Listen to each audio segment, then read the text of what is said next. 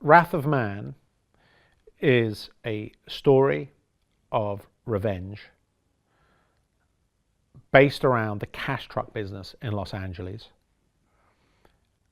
And Jason Statham plays H, who is on a tear of vengeance to find the killers of his innocent son, who was by accident caught up in a robbery. He was a witness at a violent cash truck robbery. Unbeknownst to the robbers that Jason Statham is a crime lord himself, so he's very qualified to find the culprits involved in this heinous and unfortunate accident. There are few subjects as sensitive as the unpalatable concept of a child dying before the parent. It's even worse when a child is murdered, when an innocent child is murdered. But when the father happens to be a killer himself, it inspires all sorts of empathetic vengeance that anyone can relate to. Not necessarily for the right reasons, but one can't help but feel very emotionally charged about that particular theme. So we deal with the themes of vengeance, visceral vengeance, understandable, empathetic vengeance, which is unpalatable in any capacity. However, you can empathize and sympathize for the reasons why one would be so emotionally charged. Theft, greed, wrath, sons, fathers, blood thicker than water. Ultimately, greed being the genesis of destruction, and almost anticlimactically the fulcrum upon which such biblical vengeance is exercised in order to satiate the loss of one's kin. This film's more violent, more gritty, and arguably more realistic than any of my other films have previously been.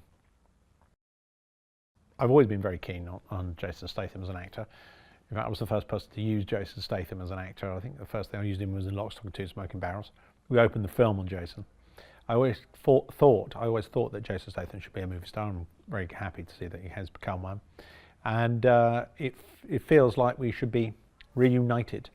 And I felt as though we should do something that wasn't funny for a change. I thought this would be the perfect story for Jason and I to be reunited on. It's not funny, this film. It's serious, and the theme is serious, and it's very violent and very aggressive. But I thought it'd be the perfect film for the perfect role for Jason to occupy.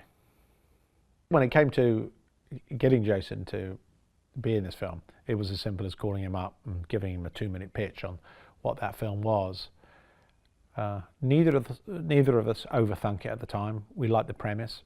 The premise of the movie could be summarized in a sentence. Jason, I always felt, was perfect for this particular film, and I'm a big fan of his. And he's gone on and become incredibly successful. And I feel as though this film is really a question of selling apples, and you're actually buying apples. So it does what it says on the tin, this film, which is Jason Statham in revenge, in an intelligent genre movie, which its spine and motivation is that of revenge, intelligent revenge, and understandable revenge. Yeah, Jason and I have been mates for about 22 years, and I think we're probably closer now than we were 22 years ago, and I was pretty close with him 22 years ago. He's been on his journey, I've been on mine. He's moved back to, we both lived in Los Angeles I lived there for 7 years, he lived there for 10. and we've both found ourselves back in London. I see more of him now than I have done for 15 years or so, which is great. Yeah, he's one of my best mates. There's much I respect and like about Jason Statham. There's, yeah, I see more of Jason now than I have done for 15 years. We're closer now than we were 22 years ago, I think. We're on to make another movie shortly. I think, by the way, he doesn't look like his age today, which is the other strange thing. I don't know what he's up to. But, yeah, he's still in great physical nick. He has a happy life, a happy family life.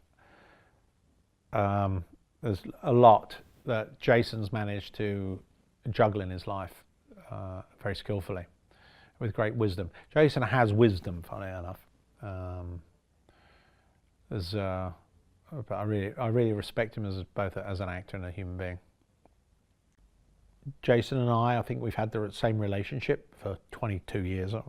We've known each other, and I find it mutually respectful. Always has been. Obviously, I'm the best chess player, and I can do more press-ups than Jason, which he finds embarrassing, as he should. Now, on chess, he obviously loses, and has done for years. There is photographic evidence to support me on that. Yeah, I mean, obviously, over the last 22 years, there's a couple of games he's won. They're usually charity to keep him inspired and not lose the will to live on set. Now, his chess actually is quite intuitive and, as you can imagine, aggressive. So, no, but he doesn't really stand a chance on the chessboard. Where he does stand a chance is in the pool. Right, he can swim rather well, Jason. And he can stay underwater for quite a long time. Press-ups he's all right on. Yeah, but I don't like competing with him under the water. Jason I've been competing with physically and intellectually for 22 years. And where I can't get into trouble is underwater with Jason. But the other thing is that he's talk about positive competition. I've never really minded, and I don't really want him to know this because I pretend that I do mind, but I've never really minded losing to him. In the 2 occasions out of the several thousand that we've competed with, that the couple of times where he has won, it's not really bothered me that much. There's no competition when it comes to cooking or grilling. Yeah, I mean, you know, he's an amateur when it comes to grilling. We've got a great ensemble cast. We've got Josh Hartnett, Scott Eastwood, Annie Garcia, Robert Delaney, Eddie Marsan, Holt McCallany, Jeffrey Donovan, Neve Algar. I really enjoyed working with all of these guys. And they're all very respectful and all very professional. I can tell you about Post Malone in the sense that he's the loveliest man I've ever met that you can imagine. He has fantastic manners, incidentally. He's incredibly polite, very professional, turns up on time, is prepared to work overtime, doesn't complain, is, as it transpires, very talented in many ways, and honestly was a breath of enthusiastic fresh air to everyone on the set. And when Posty left, everyone was awed by the generosity of his spirit. I think some actors find my process at the beginning a bit unnerving. The only reason I know that is because I'm told that afterward. But you know, what we try to do is create a roadmap, which is not too definitive, although initially it's definitive, and then from that I try with the actors on the day to improve the dialogue or the plot on the day as much as we can, and in my experience that usually improves by at least 50%.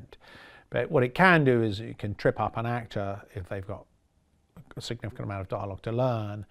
But I'm afraid once you're in the situation, that situation will inform some form of evolution improvement on the script, and That makes it more challenging on the actor because the actor has to start to learn those lines quickly, keeps them on their toes, but it can be unnerving. I think there are so many components within a film that you can afford to be creative, and I think that credit sequences are worth spending time on and are worth investing some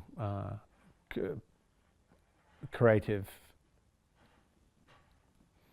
whatever. Yeah, I mean, there are so many different ways in which you can be creative in a film, and I just think credit sequences is just another opportunity into which to exercise your creativity.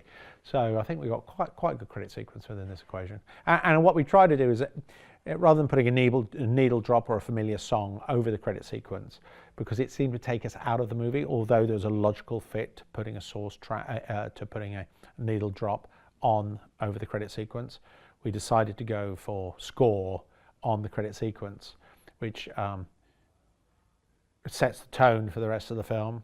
Although it's not a traditional needle drop, I felt as though it was honest to the theme of the film.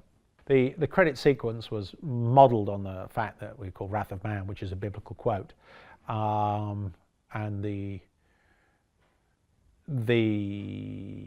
demonic and angelic imagery and symbolism that comes from a biblical theme. I felt as though the credit sequence could have just been about the symbolism of biblical iconography and symbolism, but we sort of mix that up with imagery from the film as well.